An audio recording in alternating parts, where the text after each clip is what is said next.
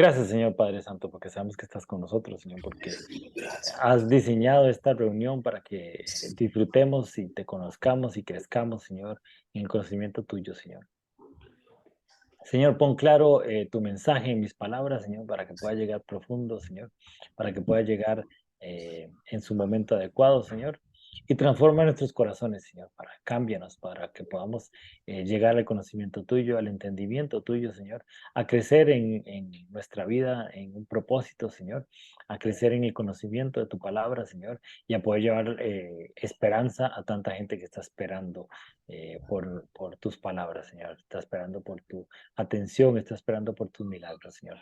Bendice esta reunión, Señor, prospera todo lo que aquí hagamos, Señor, todo lo que emprendamos y ayúdanos siempre, Señor, a estar siempre dentro de tu bendición y dentro de tu voluntad, Señor. Haznos crecer en el conocimiento tuyo, Señor, y haznos crecer en el amor que tenemos hacia ti, Señor, así como el amor tuyo y tu misericordia y tus bendiciones son nuevas cada mañana, Señor. Gracias, Dios, por todo lo que nos permites aprender de ti, Señor, y llévanos siempre por un buen camino de la fe. En nombre de Cristo Jesús. Amén. Y Amén. amén. Este final de noviembre ha sido interesante porque el Señor nos ha puesto a leer libros pequeñitos, entonces nos ayuda a que sean libros como más fácil de aprender, de pasar y de crecer, ¿verdad? En eso, ¿verdad? En ese conocimiento de ese libro. Y entonces es interesante porque de alguna manera nos ayuda a ser como más rápidos a la hora de crecer, de aprender de esos libros. Y la semana pasada estuvimos viendo el libro de Oseas, que hablaba mucho sobre la idolatría, entonces estuvimos hablando de la idolatría. Y hoy vamos a hablar de dos libros, que es el que estamos terminando hoy y el que vamos a leer la próxima semana, perdón, los próximos días, que es el de Sofonías, que son dos libros chiquititos, pero que son dos libros que se parecen mucho y que nos ayudan a entender un poco el Dios que tenemos y entender un poco el proceso histórico que estaba pasando el pueblo de Israel, pero también entender el proceso que estamos pasando nosotros y cómo podemos ir caminando en ese proceso.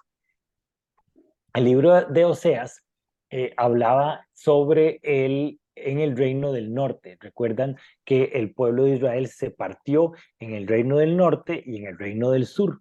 El reino del sur era la tribu de Judá y la tribu de Benjamín, que a la larga fueron los dos pueblos que se mantuvieron juntos, que no se contaminaron, por así decirlo, y es lo que ahora conocemos como los judíos, que son la tribu de Judá.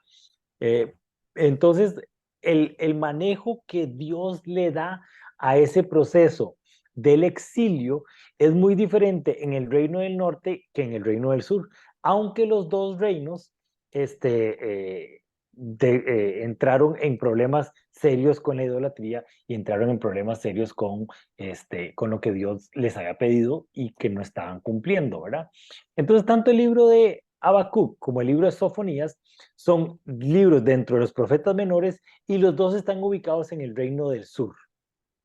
Y los dos tratan sobre el tema de la idolatría porque todos los libros de los profetas menores tratan sobre ese tema, porque a la larga fue por eso que tanto el reino del norte como el reino del sur perdieron la tierra prometida. La idolatría fue lo que provocó que la mano de Dios no pudiera proteger al pueblo y entonces entraran los babilónicos en el reino del sur y los árabes en el reino del norte, y que a final de cuentas perdieran la tierra prometida. Entonces, Habacuc y Sofonías tratan el tema del problema de la idolatría, pero de una óptica totalmente diferente a los demás profetas. Tanto los profetas menores, todos los que están hablando sobre el reino del norte, hablan sobre la idolatría, pero desde de un punto de juicio. Mire, ustedes van a hacer esto y ustedes están haciendo esto y esto, entonces Dios va a provocar esto y esto, ¿verdad? Y ustedes mismos están cavando su propia tumba. En cambio, el libro de Habacuc y el libro de Sofonías trabajan el tema totalmente diferente. Les voy a pasar los videos de Bible Project, tanto del libro de Habacuc como el libro de Sofonías, para que tenga una óptica mucho más profunda de lo que es estos dos libros. Pero vamos a hacer un pequeño resumen.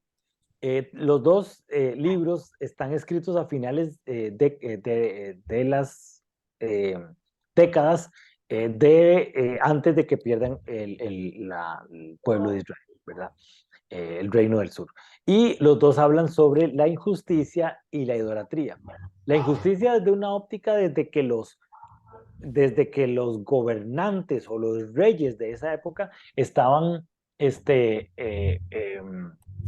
entrando en buscar sus propios intereses, en buscar sus propias riquezas y pasando por encima del pueblo. Y los dos también estaban con problemas de idolatría. Pero lo interesante del libro de Habacuc es que no acusa a Israel. La idolatría Habacuc la maneja desde una óptica como de, ay, qué lástima que ustedes han entrado en esto y se han olvidado de Dios. Pero no es como los otros profetas que dicen, vea, es que va a haber consecuencias por lo que ustedes están haciendo. Entonces, el libro de Habacuc no acusa a, a, al pueblo de Israel y más bien habla con Dios. Y es una discusión o una comunicación o una conversación con Dios. Y le dice, Dios, ¿por qué está pasando esto? ¿Qué es lo que está pasando? ¿Qué es, dónde está la situación? Porque yo estoy seguro que usted tiene control sobre lo que está pasando. Usted sabía que esto iba a pasar. Entonces explíqueme un poco qué está pasando. Muy diferente a Oseas, por ejemplo, que dice, mire, es una barbaridad que ustedes hayan entrado en idolatría porque Dios nos ha dicho que la idolatría ¿verdad? En cambio, ahora más bien es una conversación con Dios. Y Dios le dice que va a utilizar a otro pueblo y que es la amenaza de Babilonia que está ahí atrás, para limpiar, para purificar y para salvar el pueblo de Israel. Entonces, Habacuc entra en un lamento y en un lloro donde dice, yo sé que esas son consecuencias por lo que hemos hecho, pero yo sé que usted tiene control sobre lo que está pasando. Y empieza después con una alabanza impresionante. Y el libro de Habacuc termina con una alabanza impresionante. Por otro lado, el libro de Sofonías habla sobre un momento muy interesante en donde dentro del mar de reyes que habían entrado en ídolos, en idolatría, llega un rey que es el rey Josías y había agarrado y había mandado a quitar todos los ídolos, perdón, todos los ídolos del templo, los había sacado y había destruido los altares en los lugares altos, y el rey Josías había puesto la casa en orden. Y eso había traído prosperidad y bendición al pueblo de Israel. Pero por detrás, el pueblo seguía en prácticas idólatras, seguía adorando otros dioses porque durante muchos años ya se había instaurado esa idolatría en el pueblo. Y aunque los reyes y los líderes buscaban limpiar ese asunto, el pueblo ya se había mezclado. Y Sofonías, viendo todo esto que está pasando, empieza a alertar ya no a los líderes, sino al pueblo sobre los problemas que habían pasado. Y ese rey Josías trágicamente muere, como lo relata ahí Segunda de Reyes y Crónicas, muere, y entonces de nuevo ponen un rey idólatra encima. Entonces, igual, Sofonías no entra en juicio, sino más bien en una lamentación de lo que está pasando y de lo que va a pasar a raíz de la muerte trágica del rey Josías, ¿verdad? Entonces, ambos libros hablan sobre el problema de la idolatría, pero desde una óptica sobre que Dios tiene control sobre lo que está pasando, y lo que yo quiero es entender por qué es que estoy pasando por este desierto, ¿ok? Ambos libros hablan mucho sobre la poesía y tiene muchas imágenes. Y con respecto a esas imágenes es que quiero agarrar una imagen muy importante que es la de los árboles. Porque los libros, estos dos libros hablan mucho sobre imágenes de los árboles y cómo los árboles nos explican lo que está pasando en el reino de los cielos. Y cómo la imagen del árbol empieza a ayudarnos a entender cómo es el reino de los cielos, ¿verdad? Entonces, cuando usted llega y ve un árbol y ve lo que pasa en el árbol, y usted se identifica con un árbol o se identifica con estar bajo el árbol, esa imagen es la que los libros poéticos de la Biblia toman y nos ayudan a que nosotros entendamos un poco algunos conceptos bíblicos. Y eso es lo que quiero que hablemos específicamente ahora y terminando con una alabanza de Habacuc. ¿Ok? Entonces, en varios pasajes se hablan de árboles y hay árboles importantes en la Biblia. Entonces, el primero y el que más fácilmente uno recuerda es el árbol en Salmo, en el Salmo 1:3, que es el primer salmo que ahí es lindísimo. Don Álvaro, si quieren leer ahí el Salmo 1:3. Está bien. Será como árbol plantado junto a corrientes de aguas que da su fruto en su tiempo y su hoja no cae y todo lo que hace prosperará. Ok, don Álvaro, cuénteme ahí de esa imagen, ¿qué es lo que usted entiende del reino de los cielos? ¿Qué es lo que podemos ver del reino de los cielos ahí en esa imagen del árbol? Bueno, es un árbol que es fructífero, un árbol que está plantado junto a unas aguas que le permiten dar su fruto a su tiempo y bueno, que ni las hojas se le caen. Eso, el árbol está en el lugar correcto.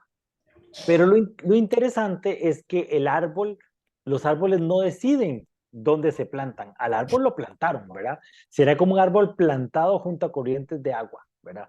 Alguien plantó ese árbol en el lugar correcto. Entonces nos damos cuenta que la bendición de Dios y que el conocer a Dios y el que convertirnos en sus hijos ahora en la óptica del Nuevo Testamento no es algo que nosotros decidimos, no es algo que nosotros manejamos, sino es algo que Dios decide y nos ubica y nos planta junto a corrientes de agua. Y su hoja no cae y todo lo que hace prospera. Entonces, este salmo nos habla sobre lo que Dios hizo con nosotros y nosotros de pura chiripa, o sea, por gracia de Dios, porque fuimos plantados en el lugar correcto, recibimos la bendición y recibimos de lo bueno que Dios tiene para nosotros. Otra metáfora es cómo Israel, estando en el lugar correcto, empieza a tener una consecuencia correcta. Entonces, claro, si quieres leernos ahí Jeremías 17:8.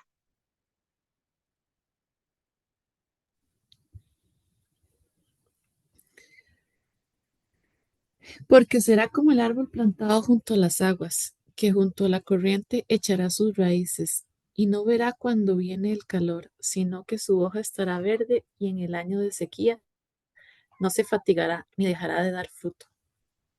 Ok, entonces, un árbol ubicado en el lugar correcto, plantado por Dios en el lugar correcto, y echando raíces, que eso sí le toca al árbol hacer, eh, va a pasar por los momentos difíciles y no va a tener problemas. ¿Ok? Esa es la imagen que podemos ver ahí de este otro árbol. Ya no es un árbol que simplemente está plantado, sino que ya el árbol hizo lo que le tenía que hacer, que es echar raíces en el agua. ¿Okay?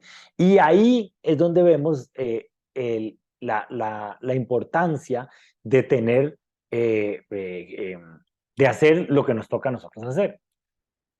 Dios nos ubica en el lugar correcto. A nosotros nos toca, valiéndonos de ese lugar correcto, echar raíces, nutrirnos de ese lugar donde estamos y en el momento difícil, que va a venir el momento difícil, en el año de la sequía, no se fatigará ni dará ni dejará de dar fruto. Eso es lo que le toca al árbol hacer. Dios lo planta, nosotros echamos raíces y damos fruto. Entonces, la imagen ahora del árbol ya no es un árbol indefenso que simplemente lo pusieron ahí y ahora es el árbol que echa raíces y saca fruto, ¿verdad? El concepto de los árboles, como que me ha tocado mucho esta semana, a nosotros recibimos una palabra muy linda sobre lo que significaba esta casa para mucha gente y que era eran dos árboles plantados en nuestro patio y que daban y daban y daban frutos, aguacates específicamente, y daban y daban y daban aguacates. Y llegó un momento en donde esos árboles fueron cortados. Y esa es la imagen que recibimos de parte de Dios. Bueno, pues ahora sembramos unos árboles nosotros ahí y yo le digo a Kenia, ese es como la parte física de la promesa espiritual que estamos en nosotros en este momento, que esos árboles están creciendo y están empezando a dar frutos. Ah, pues llegaron hace como 3 semanas las hormigas y arrasaron con todas las hojas y yo decía, la promesa de Dios se fueron ahí con todo ese montón de hormigas. Entonces, resulta que la Municipalidad de Heredia nos está haciendo un programa de compostaje y nos regaló esa compostera. Y entonces ayer sacamos nuestra primera cosecha de compost y entonces la mezclamos con la tierra y yo le puse a los arbolitos de nuestro jardín, le puse esos nutrientes y yo les decía, miren, tal vez ustedes no están sembrados, porque yo le hablé de los árboles, tal vez ustedes no están sembrados en la mejor tierra, porque resulta que la tierra nos hemos encontrado que tiene jogotos y que tiene como varios problemas, tal vez ustedes no están sembrados en la mejor tierra, pero ustedes tienen la promesa de Dios, entonces agárrense como puedan y empiecen a dar frutos como puedan, ¿verdad? Tal vez no estamos sembrados en la mejor tierra, tal vez no era el lugar correcto donde nos sembraron, pero definitivamente Dios pone todo lo necesario para que nosotros nos nutramos, pero ¿qué es lo que nos toca a nosotros? Agarrar, echar raíces y empezar a dar frutos a lo que tengamos, ¿verdad? Con respecto a lo que Dios nos ha dado. Después Jesús empieza a hablar sobre las parábolas de los árboles y también nos deja una gran enseñanza. Aníbal, no sé si estás por ahí para leer Lucas 13 del 6 al 9. Sí, sí, estoy, perdón, que le estaba escribiendo a Kenny Okay. por el tomate y el limón. Esos son de los árboles que estamos luchando con ellos. Ajá, Jeremías 17:8. No, el de abajo, Lucas 13. Perdón, es que me desvié cuando dijiste eso, me desvié y... Ok. Lucas 13:6 al 9. En esta parábola, Jesús compara a Israel con una higuera que no da fruto y habla sobre la necesidad de la fertilidad espiritual. Entonces, Jesús va caminando y habla sobre una higuera que tiene todo lo posible para dar fruto y simplemente ella no dio fruto. Es la higuera estéril, que Jesús la ve a la distancia y dice, tengo mucha hambre, voy a ir a saciarme de ese fruto, y llega Jesús con todos los discípulos y no encuentran fruto y Jesús la maldice. Al día siguiente, cuando Jesús va pasando por ahí, Pedro le dice, mira, qué vacilo Jesús, usted maldijo esta higuera ayer y hoy está muerta, ¿verdad? ¿Por qué? Porque no dio fruto. La higuera tenía todo para dar fruto y lo que le tocaba hacer a la higuera no dio fruto. Esta es la imagen que Jeremías también estuvo hablando un poco sobre, ok, nosotros estamos en el lugar correcto porque Dios, por su gracia y su misericordia, nos puso en tierra fértil. Y si nosotros no damos frutos, no podemos decir que es porque estamos en tierra infértil, porque ya Dios hizo lo que le tocaba a él. A nosotros lo que nos toca es dar fruto, a nosotros lo que nos toca es ser esa higuera fértil, que habla obviamente, en este caso es una imagen sobre la fertilidad espiritual, o sea, dar frutos espirituales, no de higos, sino dar frutos espirituales, que son buenas consejos, ayudar a la gente, estar al servicio de la gente que está necesitando de nosotros. Todos esos son los buenos frutos que Dios nos pide que damos. Y después hay una imagen muy importante de un árbol en donde Cristo está presente, ¿verdad? Entonces, Kenita, si estás por ahí, si puedes leer Gálatas 3:13. Sí, aquí estoy, pero con poca luz, entonces no voy a prender la cámara. Dice Gálatas 3:13. Cristo nos redimió de la maldición de la ley, hecho por nosotros maldición, porque está escrito, maldito todo el que es colgado en un madero. Entonces la imagen de Cristo en la cruz es también una imagen de un árbol que está maldito porque es lo que decía la palabra, lo que dice la palabra de Dios, que todo el que es colgado de un madero es maldito, porque Jesús hizo maldición, pero para que nosotros pudiéramos tener la redención y pudiéramos tener la bendición de parte de Dios. Otra de las imágenes que a mí me gusta mucho es la que leemos en Jonás. Jonás resulta que es aquel personaje que Dios le dice, vaya a Nínive, tráigale dele una exhortación al pueblo de Nínive para que cambie su pecado y Jonás dice, entonces me voy para el otro lado, no voy a ir a hacer lo que Dios me dijo que hiciera. Al final de cuentas se lo come un pescado, lo vomita en la playa, Jonás le habla a la gente de Nínive y la gente de Nínive cambia. Y entonces Jonás se enoja y dice, ve, por eso es que yo no quería traer ese mensaje de bendición al pueblo de Nínive o de exhortación al pueblo de Nínive, porque yo sé que usted es tan bueno que iba a bendecirlos, iba a traerle la misericordia y yo no quiero eso para el pueblo de Nínive. Entonces Dios le da esta imagen sobre esta calabacera, ¿verdad? Que es como una enredadera donde salen las calabazas. Entonces, don Álvaro, si quieren leer Jonás 4, del 6 al 8. Está muteado, don Álvaro.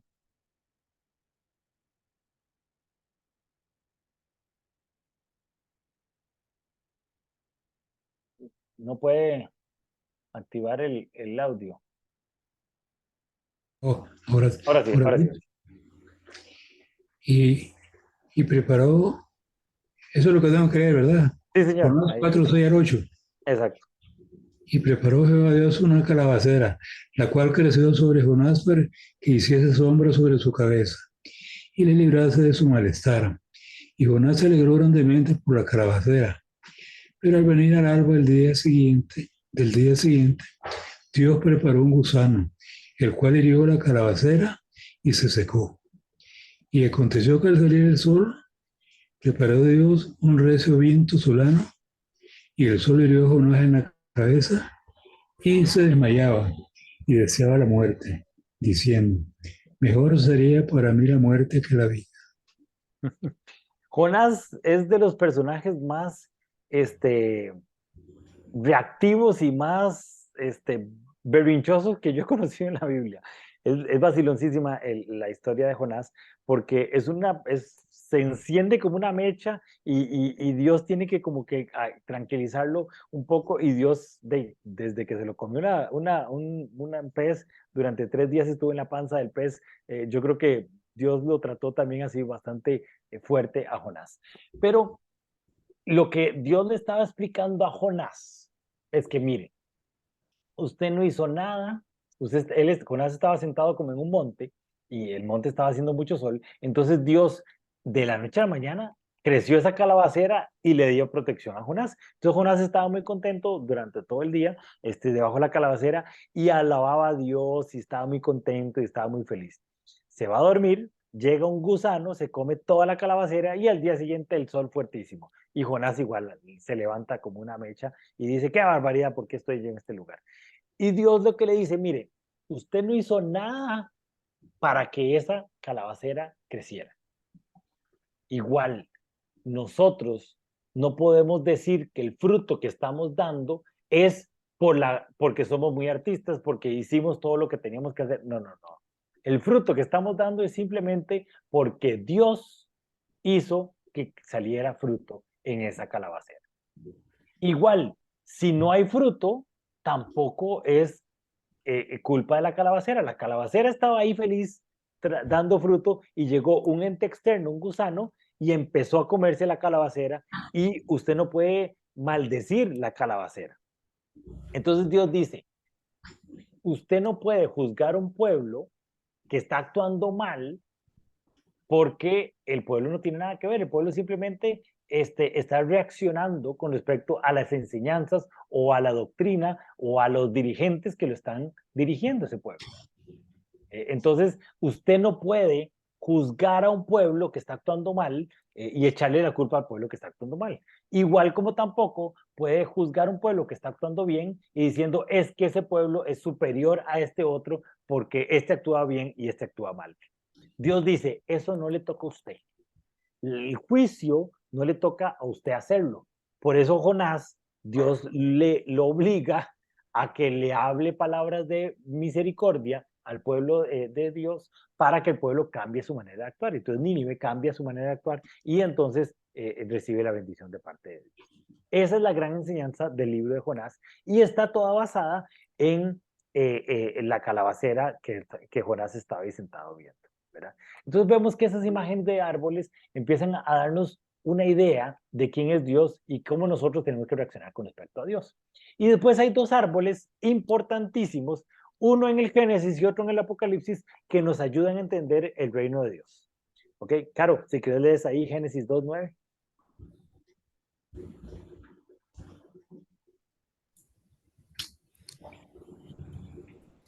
Y Jehová Dios hizo nacer de la tierra todo árbol delicioso a la vista y bueno para comer, también el árbol de vida en medio del huerto, y el árbol de la ciencia del bien y del mal.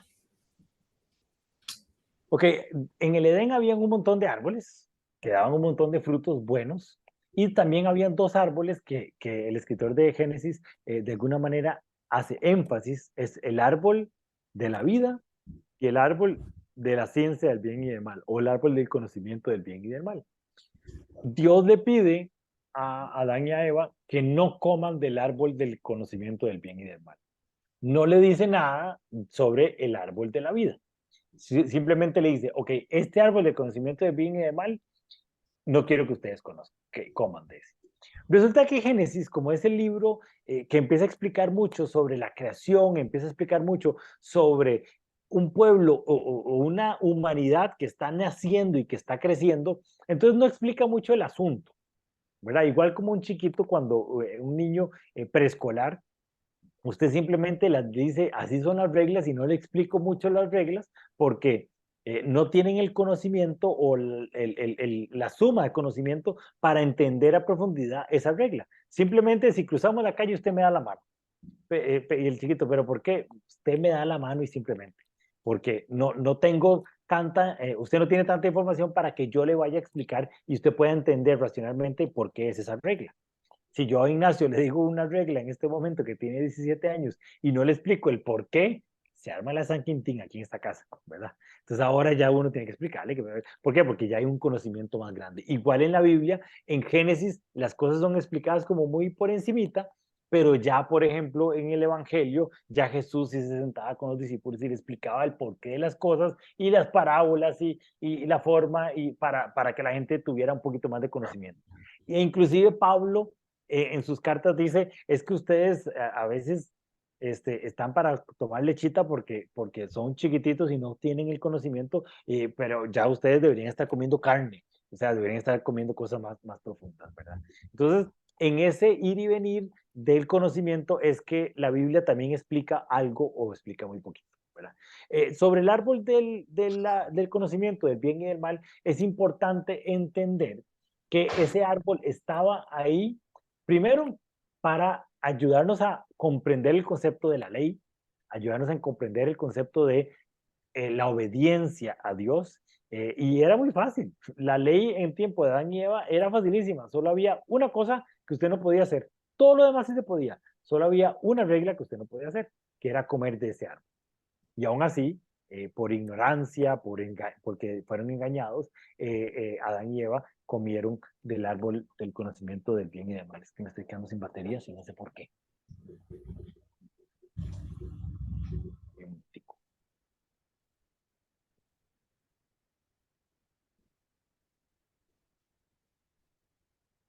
Se me desconectó esto. Ahora sí. Y entonces, el árbol del conocimiento del bien y del mal era la única regla que existía. Y no pudieron cumplirla.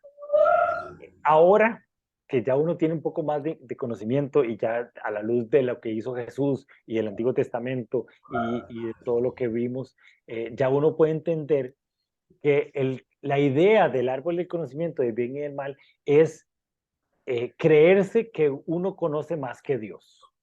Inclusive en el tiempo de Adán y Eva, que conocían muy poquito, y ahora con toda la ciencia y el conocimiento, tenemos que tener bajo la misma óptica, ver el árbol del conocimiento del bien y del mal. Simplemente Dios sabe más que nosotros. Dios conoce más que nosotros. Y aunque la ciencia ha crecido y ha evolucionado montones, no lo conoce todo, no lo sabe todo. Y hay cosas que simplemente la ciencia dice, no entendemos por qué pasa, pero pasa. ¿Verdad? Hay un experimento lindísimo que se lo voy a resumir un poquito, pero el experimento lo que dice es que hay una cosa que sucede que no debería suceder. Pero cuando usted la ve, pone una cámara para tratar de entender por qué sucede esa cosa, las cosas no suceden. Entonces no hay una explicación por qué es que un efecto de la luz sucede, porque cuando usted quiere verlo y realiza el experimento simplemente no sucede. Y es simplemente impresionante porque parece que la luz tiene conciencia si la están viendo o no la están viendo para que ese efecto suceda o no suceda. Y los científicos dicen, no entendemos, o sea, simplemente no tiene explicación eso. Bueno, Dios sí sabe por qué pasan las cosas, ¿verdad? Porque Él lo hizo. Y creer que lo que está en la Biblia está mal es seguir comiendo ese árbol de conocimiento del bien y del mal. Y decir, no, no, es que ese libro ya está pasado de moda. Es que las cosas ya no son así, ahora son así de esta forma. Hay que tener mucho cuidado con eso, porque otra vez estamos comiendo el árbol de conocimiento del bien y del mal. Y esa es la importancia de ese árbol. En el Edén había otro árbol, que es el árbol de la vida. Y ese árbol no se comenta mucho, no se explica mucho, porque está ahí en Génesis, pero no había reglas sobre ese árbol. Lo que sí, en Génesis 3, hemos leído en otros momentos, en Génesis 3, Dios se acerca y dice, tenemos un problema, porque ya Adán y Eva comieron del árbol del conocimiento de bien y de mal. Y lo que me preocupa es que coman del árbol de la vida, se vuelvan eternos y no haya cómo resolver este asunto. Saquémoslos del Edén para que ellos no coman del árbol de la vida. Entonces, el sacarlos del Edén no era un castigo, sino más bien era una protección para que ellos no comieran del árbol de la vida. Resulta que empieza todo el plan de restauración, de restitución, empieza toda la obra de Jesús, Jesús muere en la cruz y ahora en Apocalipsis nos vuelven a decir el mismo asunto del árbol del conocimiento, del árbol de la vida.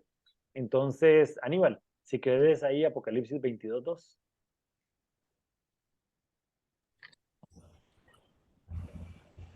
En medio de la calle de la ciudad, y a uno y a otro lado del río, estaba el árbol de la vida, que produce 12 frutos, dando cada mes su fruto, y las hojas del árbol eran para la sanidad de las naciones.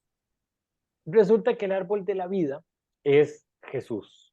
Jesús crucificado es el árbol de la vida que ahora ya estamos listos para comer y ya estamos listos porque ya el conocimiento del bien y del mal y el pecado ya fueron eliminados y entonces ya estamos listos para comer del árbol de la vida y tener la sanidad y el fruto que nos da ese árbol. ¿Verdad?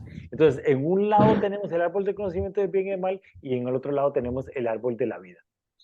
Ahora el árbol del conocimiento del bien y del mal ya perdió su efecto, por gracias a la obra de Cristo en la cruz, y toda la desobediencia que venía de ese árbol, ya Cristo la redimió, y entonces estamos listos para comer del árbol de la vida, volvernos eternos, y poder dar fruto y ser de bendición para otras naciones.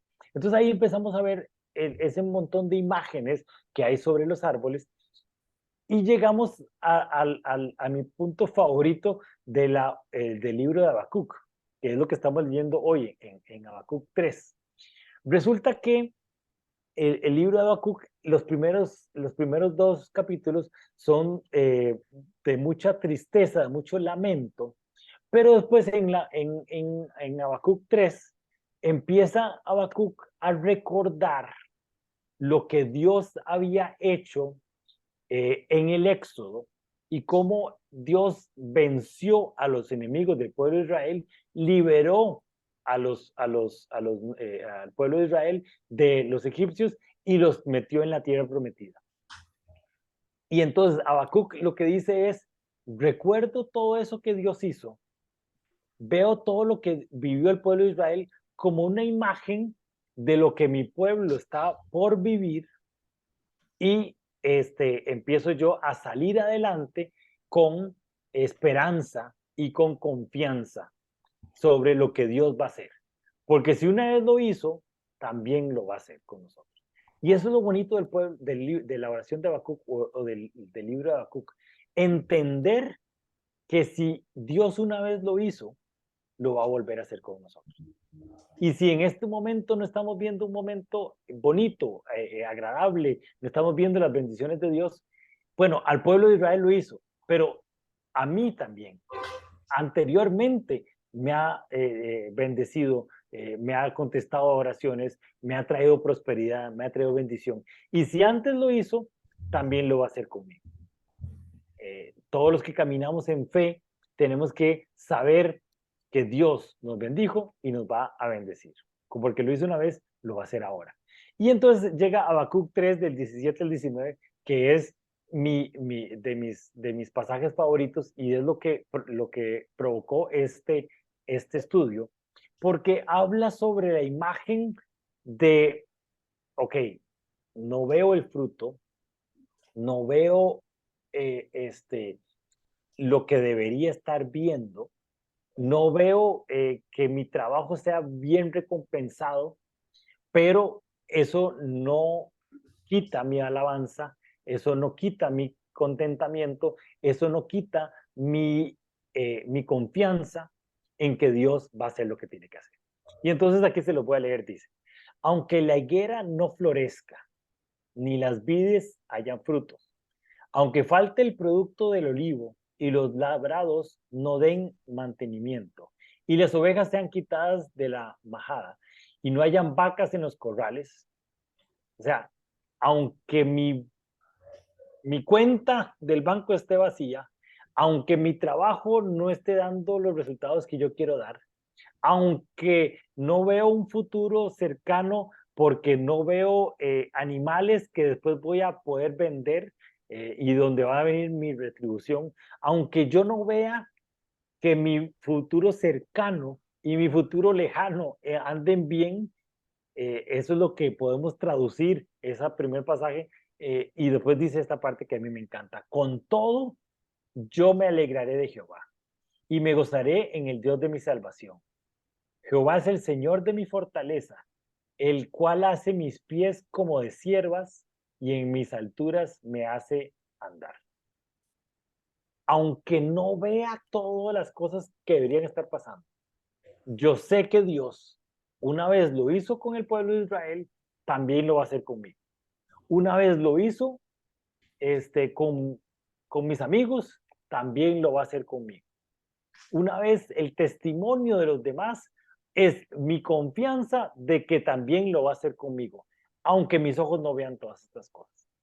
Y veamos que Habacuc estaba al borde de perder la tierra prometida, donde Babilonia ya venía con los ejércitos a llevarse al pueblo de Israel y a perder todas las esperanzas de un pueblo que durante muchos años habían vivido bajo la confianza de que eran el pueblo escogido por Dios.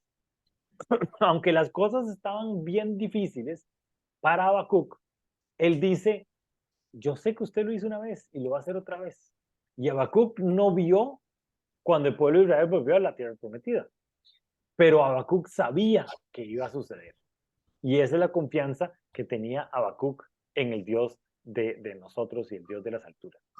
Aquí les voy a dejar una canción, la corté un poquito porque a veces se vuelve un poco larga, pero igual voy a ponérselas completa, pero quiero que oigan esta canción.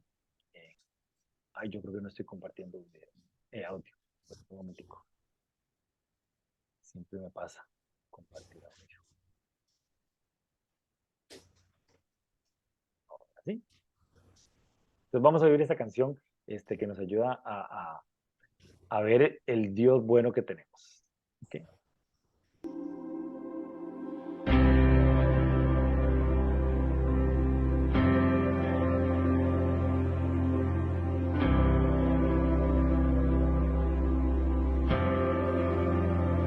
Porque tú eres bueno,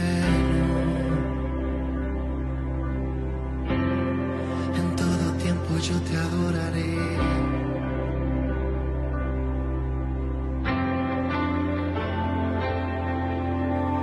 Yo tengo un Dios que no fallará, la tormenta grande es, pero no me matará.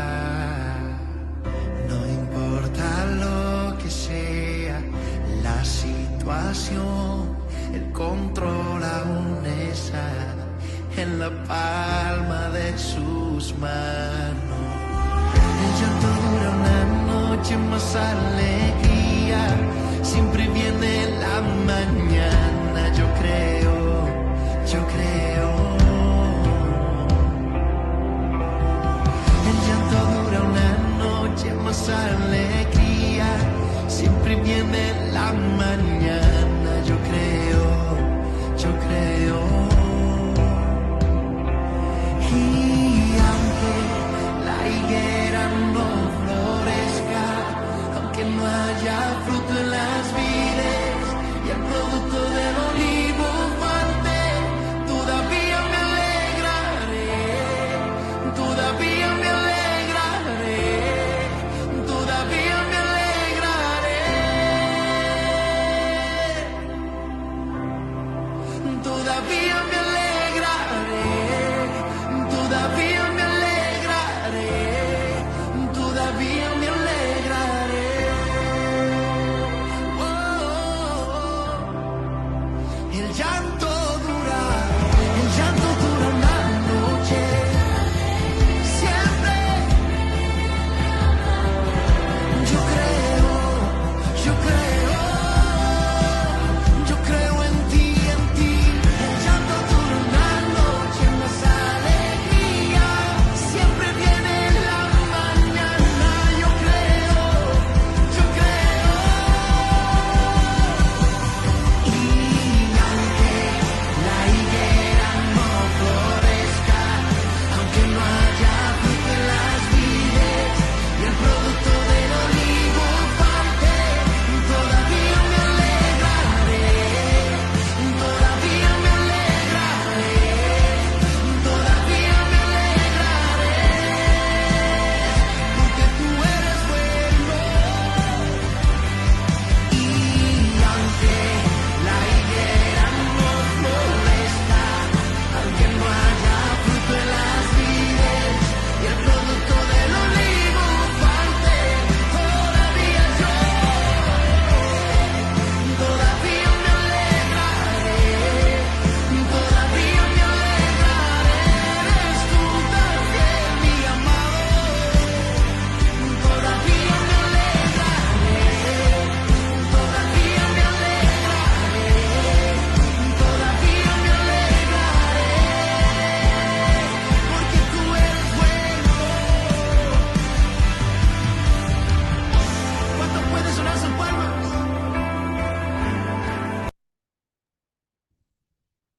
Impresionante, ¿verdad? Esa canción. Y lo lindo es, bueno, que es totalmente bíblica de todo lo que dice, pero encontrar las palabras de aliento en Habacuc es encontrar las palabras de aliento de un pueblo que estaba a las puertas de una gran crisis, de una gran derrota, pero tener confianza en Dios y saber que nosotros en este momento nuestra situación es diferente, todos estamos pasando por cosas difíciles o estamos en momentos de bendición y de bonanza, pero yo creo y todavía me alegraré. Eso es lo que tengo para esta semana. No sé si tienen alguna duda o algún comentario al respecto.